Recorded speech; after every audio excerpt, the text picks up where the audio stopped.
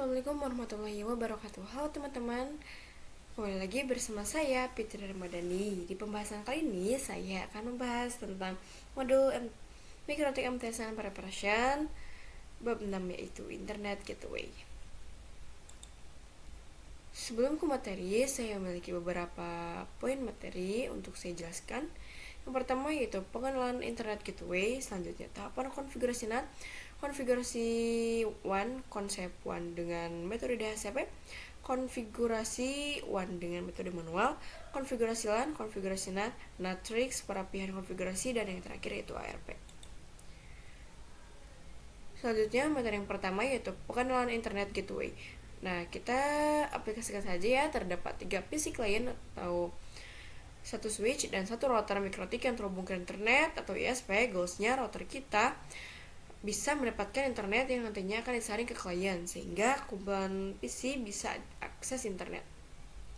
Konsep Internet Gateway yaitu menjadikan router kita mendapatkan internet yang kemudian disaring kepada klien sehingga jika kita rangkum bahwa networking tools maupun klien. Cara pengaplikasian pada environment gateway. Cara mendapatkan switch. Klik kanan, klik node. Gunakan vendor Cisco IOL atau bebas mau apa saja. Lalu image-nya ganti ke layer 2. Untuk namanya beri nama switch Cisco, ikonnya ganti dengan perangkat switch JPG. Untuk Ethernet-nya naikkan jadi 2 lalu save. Nah, cara untuk mendapatkan PVC-nya, klik kanan, klik node, pilih virtual PVC, tambahkan jumlah PVC jadi 5 atau yang ingin teman-teman tambahin, lalu save. Nah, setelah itu teman-teman akan lihat bahwa di sini ada icon yang warna oranye ini. Nah, untuk icon warna oranye ini itu tuh kabel ya, teman-teman. Teman-teman bisa hubungin mulai dari setiap PC ke switch. Teman-teman bisa hubungin. Nah, selanjutnya ada tahapan konfigurasi Internet Gateway. Jadi, setelah kita mengetahui konsep dari Internet Gateway, maka selanjutnya adalah tahapan-tahapan yang perlu dilakukan dalam mempraktikkan konfigurasi tersebut. Konfigurasi tersebut adalah diantaranya WAN, yaitu Wide Area Network. Cakupannya adalah dari router ke ISP. Selanjutnya ada LAN, yaitu Local Area Network. Cakupannya yaitu dari router ke klien yang ada. Selanjutnya ada NAT. Nah, fungsi NAT ini adalah mentransfer IP address privat jadi publik. Kita mengetahui bahwa PC-PC itu menggunakan IP privat. Ketika dia menginginkan akses internet, pasti dia melalui router. Nah, di router itu IP privat akan diterjemahkan jadi satu IP publik sehingga bisa akses internet, karena syarat akses internetan itu yaitu IP publik. Selanjutnya konsep konfigurasi WAN. Nah, untuk konsep pengkonfigurasi WAN ini terbagi menjadi 2. Nah, ada yang menggunakan DHCP client. Pengertian DHCP client sendiri yaitu apabila ISP-nya menyediakan DHCP server. Jadi ketika mikrotik dikonfigurasikan, dia akan mendapatkan IP address-nya secara otomatis. Nah, apabila ISP-nya tidak menyediakan DHCP server, maka otomatis akan melakukan pengkonfigurasian dengan cara yang manual. Selanjutnya, konfigurasi WAN dengan metode DHCP client. Caranya yaitu nyalakan perangkat mikrotik, masuk ke terminal mikrotik, login dengan username dan password kita, lalu klik enter. Lalu kembali lagi ke menu Internet Lab, ketik IP DHCP print, lalu enter. Setelah itu akan muncul IP address dan nantinya kita bisa mengkonfigurasikan dengan Winbox. Ketik interface print, lalu enter. Ketik lagi IP DHCP client add interface ether 1, lalu disable 0, lalu enter. Ketik IP address print, maka nantinya akan mendapat IP address ether 1. Selanjutnya konfigurasi WAN dengan cara manual. Cara manual pada router ether 1 statis akan mengkonfigurasi secara manual dengan fitur yang ada di DHCP IP address gateway DNS. Konfigurasi IP address dengan cara ketik IP address add address. IP address-nya bebas, jangan lupa prefixnya ya, dan interface ether 1. Lalu konfigurasi gateway dengan cara IP router add gateway. IP gateway-nya ISP kita. Selanjutnya konfigurasi DNS dengan cara IP DNS set server 8.8.8.8. Materi selanjutnya yaitu konfigurasi LAN, konfigurasi IP address, konfigurasi DHCP server, buka inbox, lalu login seperti biasa, konfigurasi IP address pada interface Ether 2, buka IP, lalu DHCP server, lalu DHCP stop. Selanjutnya, konfigurasi NAT. NAT adalah kepanjangan dari Network Address Translation, di mana IP address yang dimiliki oleh klien ini ketika ingin akses ke internet akan melewati router.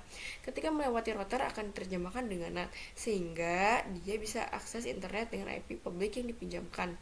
Caranya, pergi ke menu IP, lalu firewall, lalu ada tulisan NAT, klik add atau tambah, change, next, out interface, kemudian Ether 1, action must query. Selanjutnya konfigurasi matrix. Caranya, buka aplikasi Winbox, pastikan sudah terhubung, pergi pada bagian IP, lalu klik firewall. Pergi ke bagian NAT, lalu klik NAT kalian yang sudah dikonfigurasi. Pastikan IP address di PC 1 dapat IP berapa. Ketik show IP, kemudian tuliskan di Winbox, lalu klik apply. Oke, kemudian kita cek di PC yang lainnya supaya tidak saling terhubung ataupun internetan. Caranya, klik IP, klik show IP, lalu enter, klik ping google.com. Selanjutnya, perapian konfigurasi. Yang kita tahu bahwasannya sebelumnya telah melakukan beberapa trik juga pada firewall NAT, sehingga di PC 1 tidak bisa internetan dan sisanya bisa. Nah, kita kembalikan pada settingan biasa, jadinya semua PC bisa saling internetan. Caranya, pergi ke menu Winbox, klik menu IP, klik firewall, klik NAT, klik 2 kali NetPNetLab. Untuk kotak RC address kita hilangkan, kemudian panahnya kita pencet, klik apply dan oke. Untuk saat ini kita bahwasannya IP address yang ada di PC ini berantakan. Misal di PC 1254, kemudian di PC 5252, kan itu dinilainya tidak enak. Kita bisa merapikannya dengan cara mematikan PC satu persatu, nyalakan terlebih dahulu PC satunya, lalu kemudian klik reconnect, ketik show IP, lalu ketik IP DHCP, kemudian kita coba buka di PC kedua, itu nyalakan terlebih dahulu, coba buka PC 2, ketik show IP, terus kemudian kita request IP DHCP dengan ketik IP DHCP. Materi terakhir yaitu ARP. ARP merupakan kepanjangan dari Address Resolution Protocol. ARP digunakan untuk mapping IP address layer 3 dengan MAC address layer 2 untuk menghubungkan kedua device informasi. ARP keduanya harus saling memiliki. Selanjutnya, ARP bekerja secara dinamik atau otomatis. Semua interface dimemancarkan ARP enable. Dapat juga dikonfigurasikan secara manual atau statis ARP. Jadi kalau kita coba implementasikan dalam PNetLab, misalnya di sini cara kerja AFRP-nya kan tercatat di router, jadi ARP itu akan catat di table, di mana ARP itu dicatat ketika ada suatu paket yang masuk ke router, baik itu masuk melalui Ether 2 ataupun melalui Ether 1. Jadi ternyata ARP dicatat ketika ada suatu paket masuk router ataupun keluar dari router.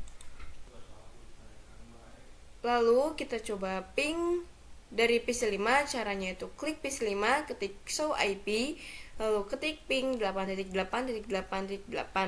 Nah, nantinya IP address dan MAC address yang ada di PC 5 akan catat di ARP tabelnya yang ada di router MikroTik kita. Begitu juga dengan PC yang lain dengan cara yang sama. Nah, mungkin sekian presentasi dari saya. Saya akui presentasi ini memiliki banyak kekurangan, jadi mohon dimaafkan. Assalamualaikum warahmatullahi wabarakatuh.